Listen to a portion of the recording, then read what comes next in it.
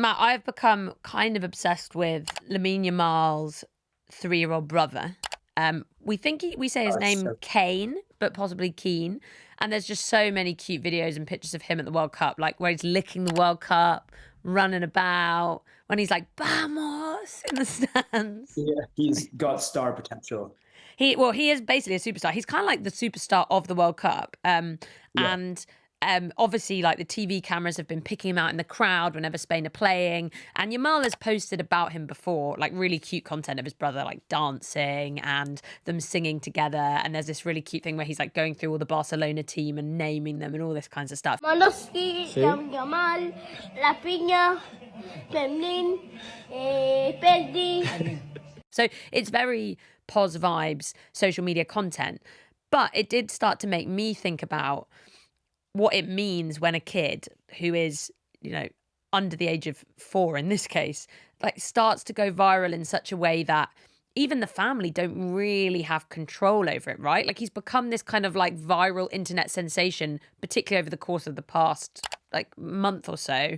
And he probably has no idea what's going on, essentially. If you looked into all the different viral child stars, they probably range from like the Rizzler on one hand to like Lil Tay on the other hand. Like everything could be absolutely fine, or there could be some issues potentially going on there. Yeah, and there's a difference between obviously, relatives of someone famous who go viral because they're attending a match or because they're, in the crowd or because, whatever form it might be, essentially that they are connected to someone who already has a profile in the real world and on social media.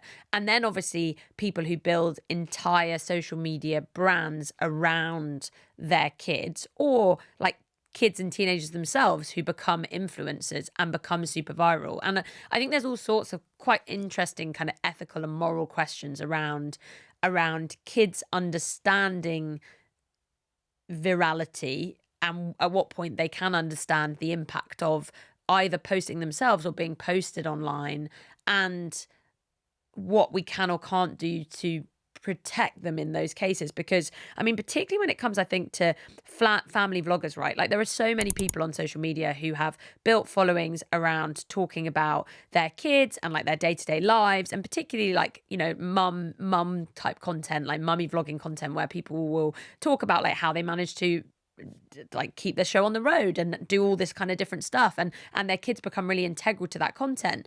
And we've seen this in quite a few cases in the UK and the US where quite high profile influencers have built followings around their kids and then have decided, right, actually no, I'm not going to show their face anymore, or once they're no longer a kind of baby, I don't feel comfortable with them being identifiable. But it's kind of interesting. It's like, but you did build your entire following and reach and actually can therefore make money from the fact that you were posting your kids to begin with. I mean, obviously this is not new that kids become famous, right, if they are really good at acting or singing or anything. But I guess the difference here is that they don't really go through a sort of controlled process. It's just Well, happening yeah. at random online. I mean, yeah, a child star in the typical model, like Macaulay Culkin or Michael Jackson or whatever, can hide behind the performance because they are famous for a performance, whether that's acting or music. The like conceit of social media is that that is the real child you're seeing and it's their actual life. That's what makes it like a little bit weirder, a little bit more uncomfortable. There's a question over whether that child has informed consent that they're going to be viral for the rest of their life. And I think when there's a child actor, for example, in a film, yes, they're going to be famous forever, or like a Disney child or whatever. But we at least assume that because it's the film industry, because it's unionized, it's regulated, or whatever, there are all these laws and there are laws in place to protect them. We don't know who's behind that camera. We don't know like what's going on with the person filming that child. Like how much control does the family have? What's going on when, in the bit of content that we aren't seeing posted? It makes you think of people like Lil Tay, who was one of the first child stars, where it came out that, it was her mom or maybe her half brother doing the videos. There were questions over custody, over whether she was consenting.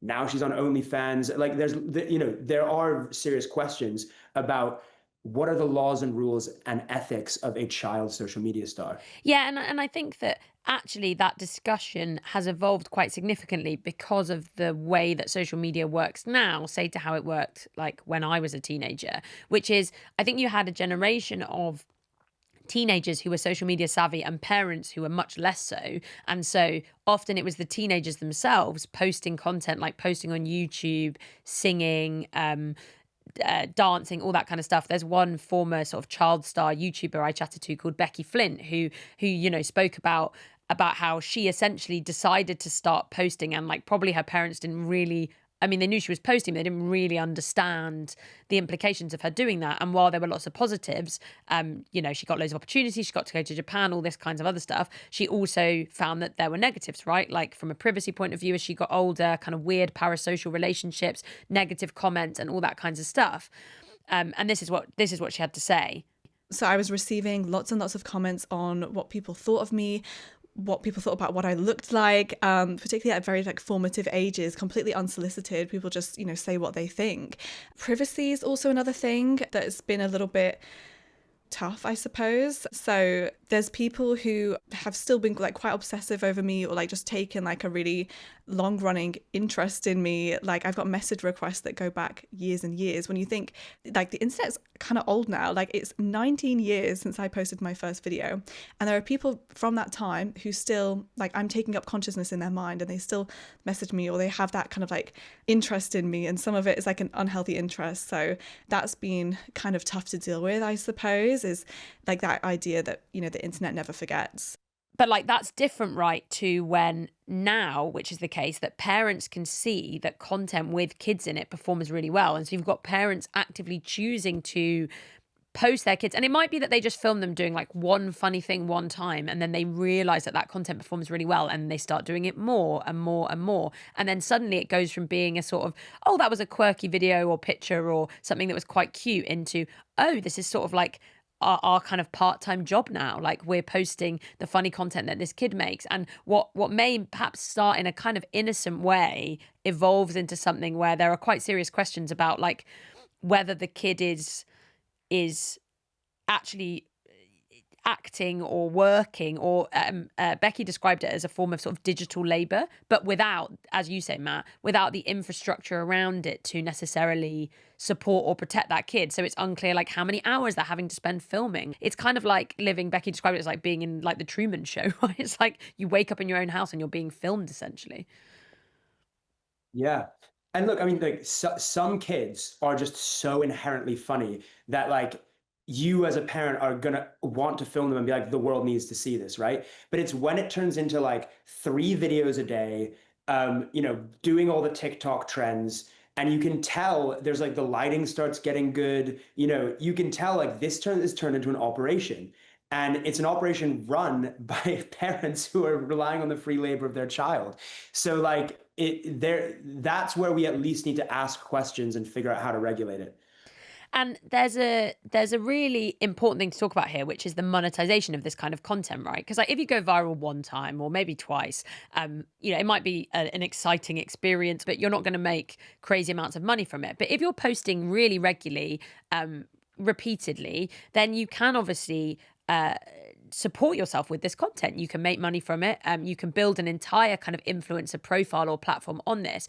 And so you can get to a point where the kid is actually the kind of source of income for the family.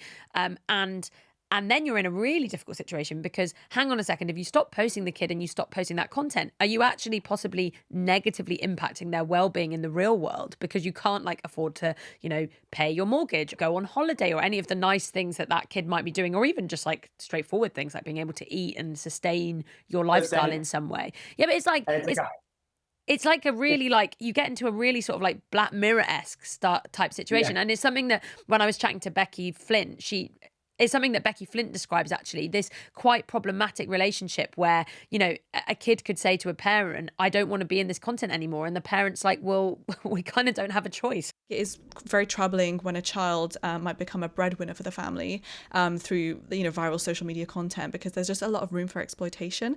Social media content creation, it is a form of work, it's a form of labor, kind of digital labor. A child who is, for example, part of a vlogging family, in some ways they actually might be at work 24/7. You never know when that camera's going to come out. You know, it creates so much pressure for the child. They're not necessarily going to be able to stop when it's not fun for them anymore, because, you know, they started off in one house and then the content did really well and then the family's moved into like a really big house, but like, you know, if you stop posting, if you don't want to do this anymore, we're going to have to move into a smaller house, and, you know, we won't be able to buy all these nice things anymore, and you know, we're going to have to sell our car and everything. Like the child's becomes that breadwinner and becomes you know, the provider for the whole family. There's another issue too, which is, you know, if you start filming a kid when they are, say, 3, 4, 5, 6 years old, and then as they get older, maybe they want to keep making this kind of content, maybe they don't. Maybe they actually would rather the content not exist at all. But ultimately, it doesn't feel like they actually have control over that necessarily. Like, their entire identity and their name can be used to build a social media brand that they aren't really in charge of. Like, the adult who is looking after them, whether it's a parent or whoever else, or whoever's creating that content, ultimately they are in possession of like the content and the handles and all that kinds of stuff. And it's just like quite complicated for kids now who will grow up inevitably in this kind of like digital world. Like, what do they do about their online identity as they become like young adults or adults? Do they like take over the ownership of the account? Like, how does that work? Yeah, I've always wondered that, like, who owns the handle? Do you put the profits into a trust, which is how it should be done, and the child can take it out when they turn 18?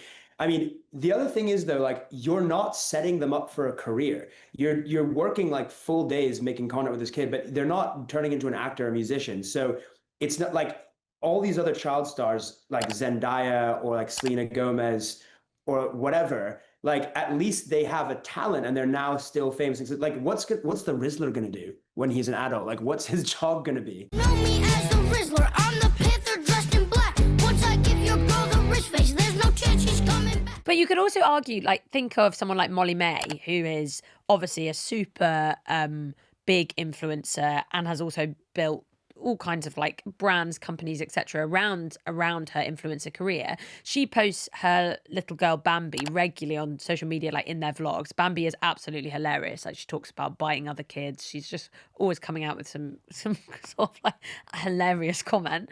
And you could say on the one hand, hang on a second, like, does Bambi consent to being in that content? And then on the other hand, it's like, is her mum actually helping to launch her influencer career? Like, she will be a kid who grows up entirely on social media and probably is able to then build her own social media influencer empire, a bit like her mum. And also because social media is so reliant on authenticity now, if you decide to like hide your kid or not show them, like if she was like, actually, I don't really want to include my kid, I think there would be people who would be really disappointed because they feel like they have some sort of right to your life. Like, you've decided to show your life all the way up until now. So I need to see your kid. I need to understand your life. And they love that kind of like voyeuristic element of the social media world. And as an influencer, if you decide not to share that, you're possibly limiting your own brand and growth.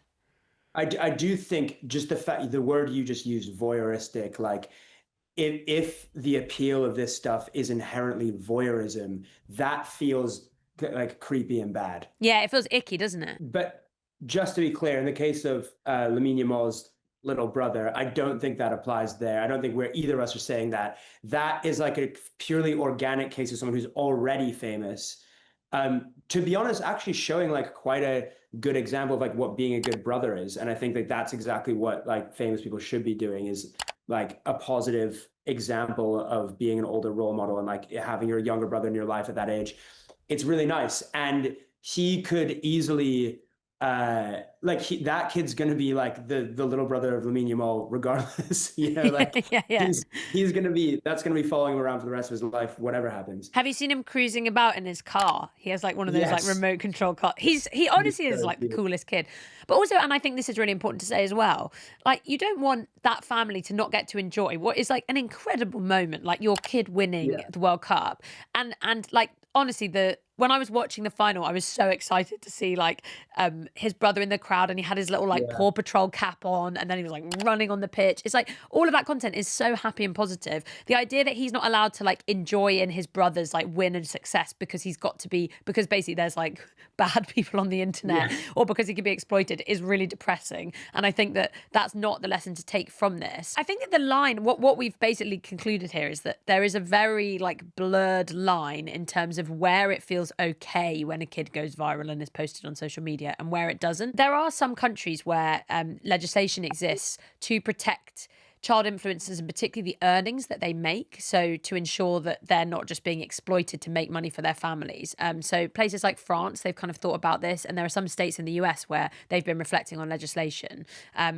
In the UK, we've got this new social media ban for under 16s that has passed. But I think that poses another really interesting question when it comes to this topic, which is like kids could be being posted on social media by their parents like repeatedly and essentially making content, but they're not even allowed to consume that content until they're like 17. At least now, if you're like 13 or 14, and I mean, maybe at least is the wrong word, but like if your parents are posting you, you can like see the content. Like you're able to like go on your phone and see the content. It's quite weird, the idea that like a parent could build an entire brand around a kid, because the legislation isn't that you can't post kids on social media. The legislation is that kids can't use it. It's like, does that Mm, create an even weirder gap? Like suddenly you turn 17 and your parents are like, here you go, here's all your viral content. And you're like, yeah, ooh, yeah. this is odd. I think the problem with the reason we've had to make social media, we've had to ban social media for young people, is because there aren't enough kids like just doing innocent kid stuff on it. No, no, no. And that's kind of, and also kids have been incentivized to some extent to like try and create influencer careers. Like it's seen as like a Mm. viable source of employment, and like you'd rather be filming yourself perhaps doing like your makeup or your hair every day than like having to go and do some boring job that you don't fancy doing. So there's this whole wave of like, 10, 11, 12, 13 year olds who have become skincare influencers. Essentially, they will do What? like, they'll do like their whole regime, like, and they're No, like so sorry, little, can and I they're just say doing like like their the reason your creams. skin's good is because you're 12.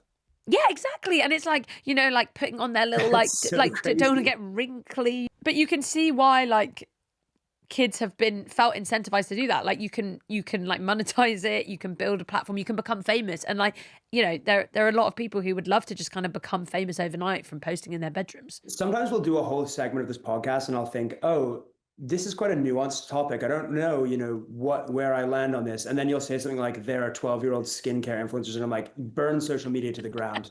Like, that's ridiculous.